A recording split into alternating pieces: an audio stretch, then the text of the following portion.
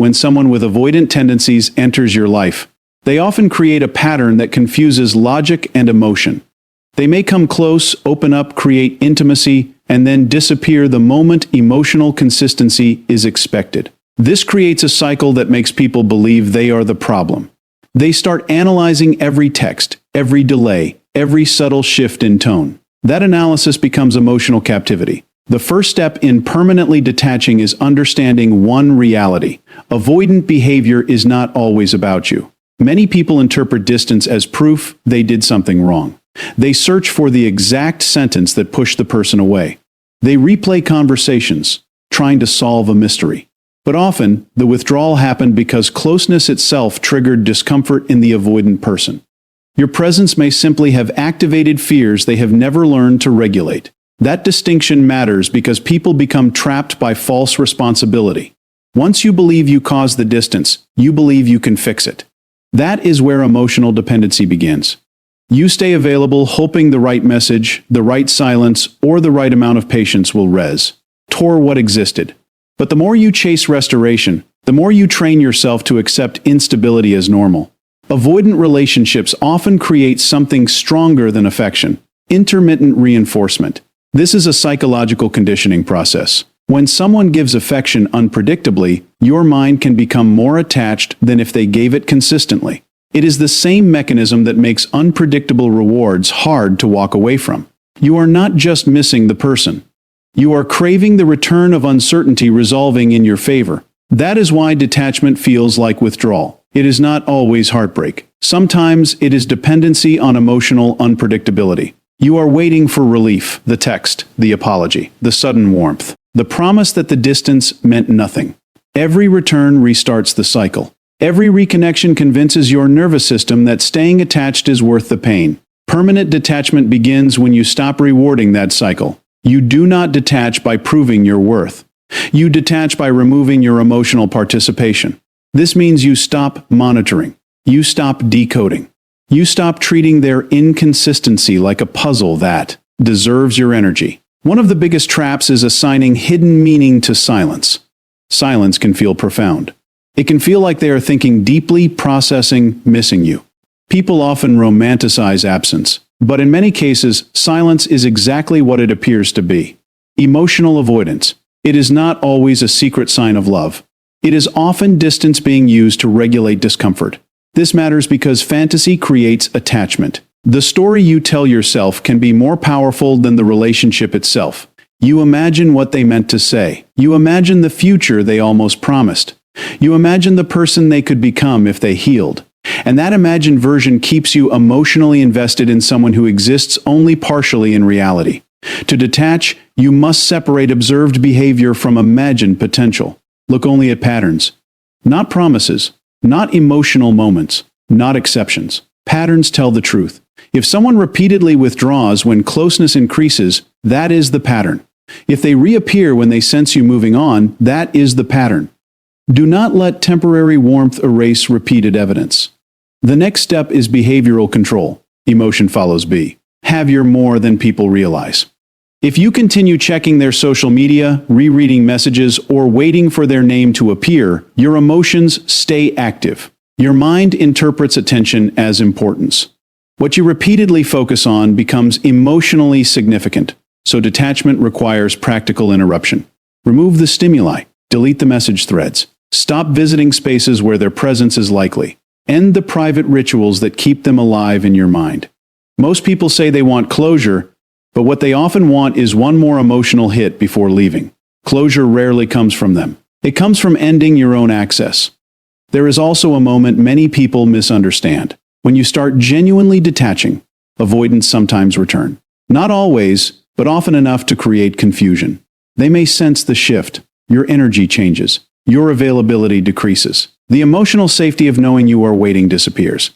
This can trigger renewed contact. Suddenly, they text. Suddenly, they miss you. Suddenly, they appear vulnerable. And people think this means everything changed. It usually means the system detected loss. That is not the same as transformation. Attent. Ion is not commitment.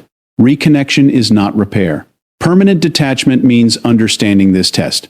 The return often arrives exactly when your boundaries begin working. If you confuse their return with growth, you re-enter the cycle. You start over. The same dynamic continues under new promises. True detachment is not anger. It is not revenge. It is not becoming emotionally shut down. It is becoming unavailable to dysfunction. You can care about someone and still refuse to participate in patterns that harm your stability. The strongest position is emotional neutrality. They can leave without controlling your mood. They can return without controlling your hope. Their inconsistency no longer defines your self-worth. Their distance no longer feels like judgment. Their affection no longer feels like validation. That is when you are free. Not when they apologize. Not when they understand your pain. Not when they finally choose you. Freedom begins when your peace stops depending on their clarity. And that is the uncomfortable truth. Detaching from an avoidant is less about leaving them and more about leaving the version of yourself that kept waiting for them to become emotionally safe. Many people become emotionally trapped with an avoidant because they make one critical mistake. They personalize the distance. The avoidant pulls back, becomes quiet, delays responses, or suddenly acts emotionally unavailable, and the other person immediately assumes they caused it. They begin scanning every conversation, every message, every emotional moment, searching for what they did wrong. That search creates attachment because it convinces you there is a problem to solve, and if you solve it, the connection will return. But avoidant withdrawal often begins long before you realize anything changed.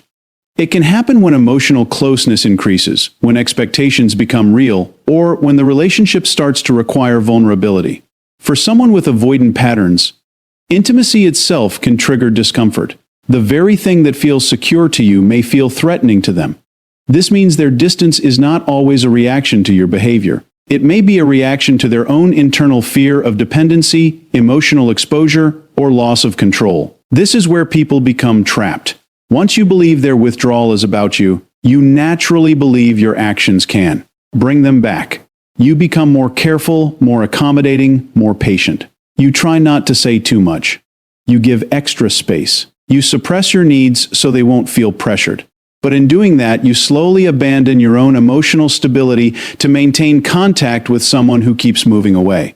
Understanding the pattern changes everything. You stop seeing each withdrawal as a personal rejection and start seeing it as repeated behavior. Patterns reveal more than isolated moments.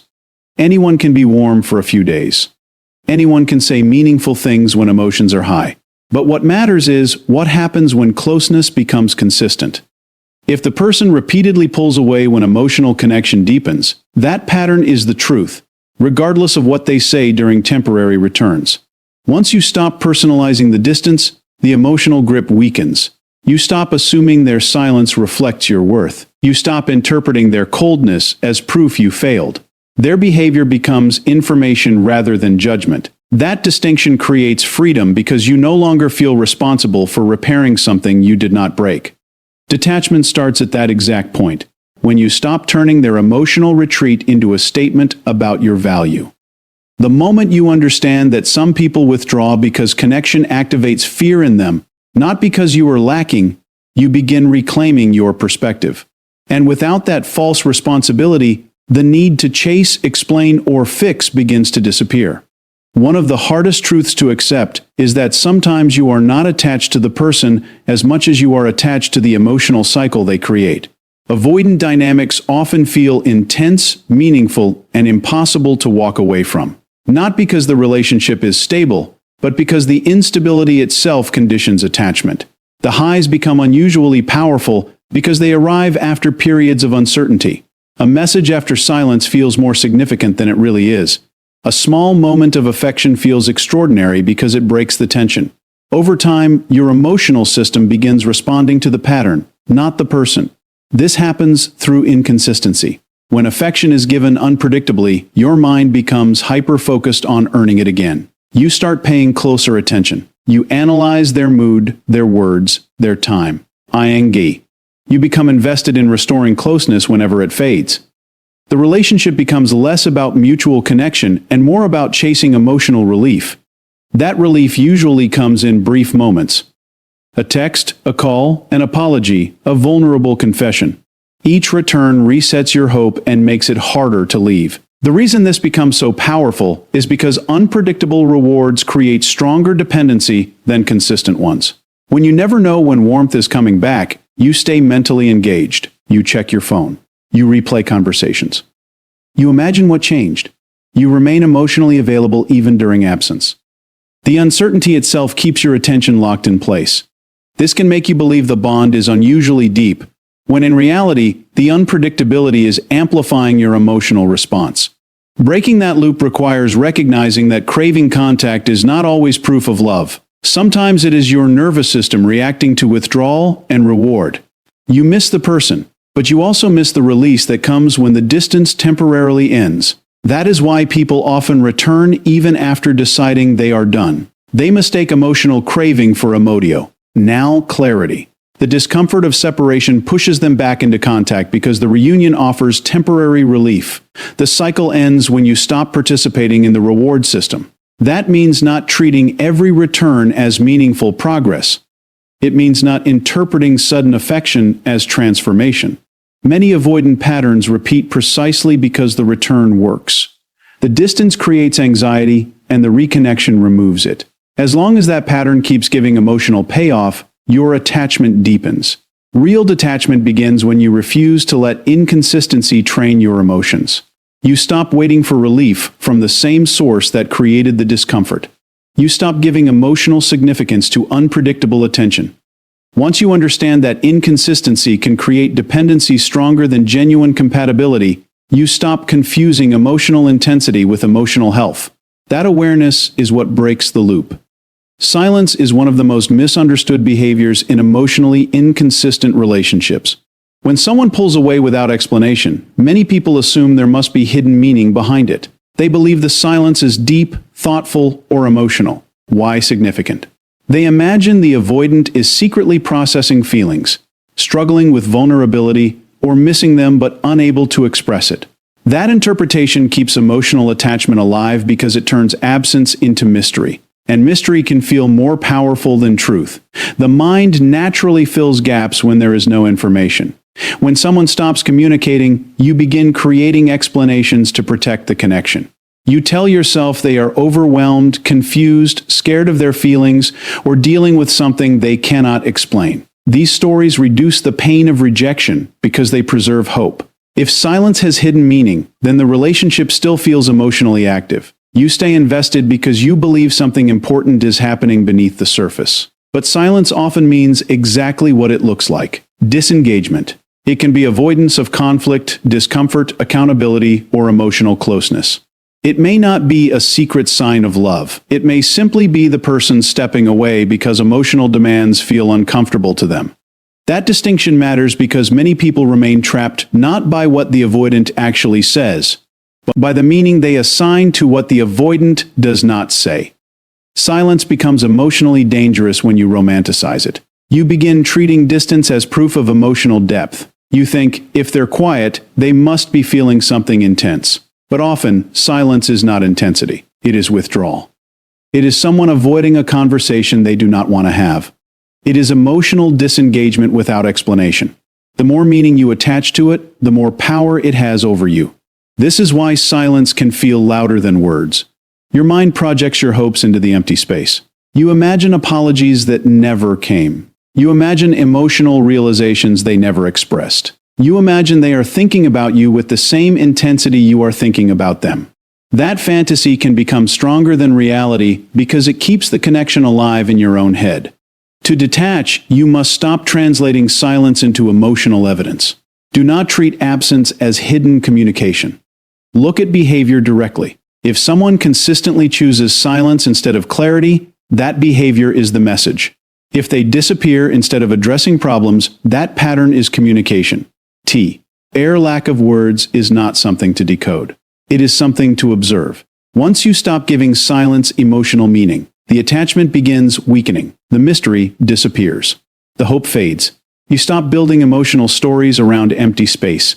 And when silence loses its imagined depth, it becomes easier to see what it really was. Not hidden devotion, but avoidance. One of the most overlooked truths about detachment is that emotions usually do not change first, behavior does. People often wait until they feel ready to let go, but that moment may never come if their daily habits keep feeding the attachment.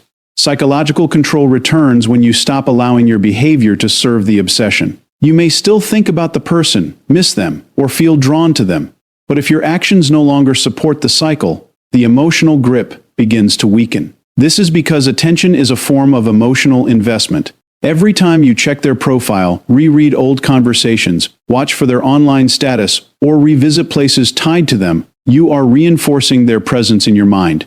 The brain interprets repeated focus as significance. It does not separate healthy reflectio, N, from harmful fixation.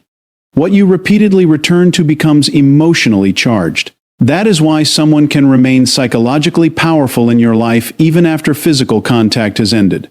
Behavioral boundaries are how you interrupt that conditioning. A boundary is not just telling them what you will tolerate. It is deciding what access they have to your time, thoughts, and emotional energy. If they reach out only when lonely, a boundary means not rewarding inconsistent contact. If they disappear and return without explanation, a boundary means refusing to restart emotional intimacy as if nothing happened. These actions send a message not only to them, but to your own nervous system. Instability no longer gets your participation. Many people think boundaries are about controlling the other person. They are not. You cannot force someone to communicate clearly, commit, or become emotionally safe. Boundaries are about controlling your response. They stop your emotional state from being dictated by someone else's unpredictability. That shift is where psychological power begins returning. You stop reacting automatically. You stop feeling like every message or silence controls your day. This can feel uncomfortable at first because boundaries create emotional withdrawal. When you stop checking, stop replying immediately, stop making yourself available, your system may panic. You may feel the urge to break your own rules just to relieve the discomfort. That discomfort is not a sign the boundary is wrong. It is often evidence that the attachment was stronger than you realized. Reclaiming control means staying with that discomfort long enough for it to lose power. The first few days may feel intense. Your mind will search for excuses to reconnect. It will tell you one message will provide closure.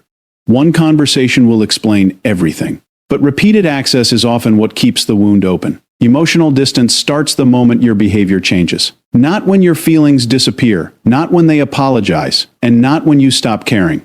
It begins when your actions no longer keep the attachment alive. The boundary becomes the bridge between pain and freedom. One of the most confusing moments in an avoidant dynamic happens when you finally begin letting go. After weeks or months of distance, unanswered messages, mixed signals, or emotional inconsistency, you start stepping back. You stop reaching out. You stop checking for signs. You begin accepting that the relationship may never become what you hoped. And then, often unexpectedly, they return. A message appears. A sudden apology. A casual check-in. A comment that sounds vulnerable. It feels like the exact thing you were waiting for. And many people interpret it as proof the relationship is changing. This is where many people fall back into the cycle. They assume the return means realization. They believe the avoidant finally recognized their value, understood what was lost, or is now ready for consistency. But return is not always transformation. Sometimes it is simply a reaction to the shift in your availability. When you were emotionally waiting, the dynamic felt predictable to them. They knew access remained. They knew the connection could be reopened whenever they chose. But when your energy changes, when you become less available, less reactive, less emotionally attached, that predictability disappears. For some avoidant individuals, this change creates discomfort. Distance can feel safe when they control it. But your independence can trigger uncertainty because the emotional system they relied on is no longer stable. They may return not because they resolved their deeper issues, but because they noticed the connection slipping beyond their control. That return can look meaningful, especially if it arrives during the exact moment you are trying to move on. This is why the pullback cycle is so powerful. Every time you begin detaching, the renewed contact revives hope. You think your absence created change.